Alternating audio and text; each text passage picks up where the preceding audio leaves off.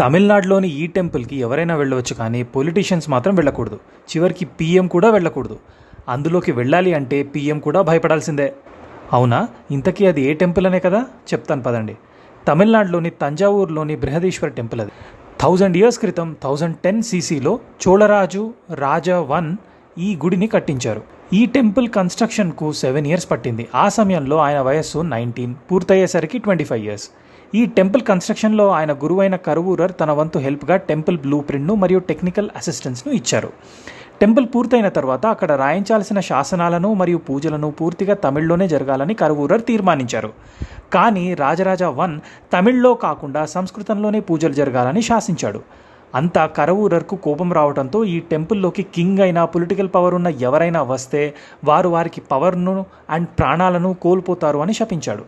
దానివల్ల రాజరాజ 1 ఆ టెంపుల్ గోపురం పై నుండి దూకి సూసైడ్ చేసుకున్నాడు. 1984లో శ్రీమతి ఇందిరాగాంధీ తమిళనాడు సీఎం అయిన ఎంజి రామచంద్రన్తో పాటు ఈ టెంపుల్లో పూజలు చేశారు.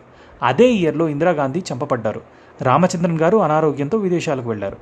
ఈ విషయం తెలుసుకున్న 2010లో అప్పటి సీఎం కరుణానిధి గారు ఆ టెంపుల్కి మెయిన్ డోర్ నుంచి కాకుండా పక్కన ఉన్న డోర్ గుండా వెళ్లి స్వామిని దర్శించుకున్నారు.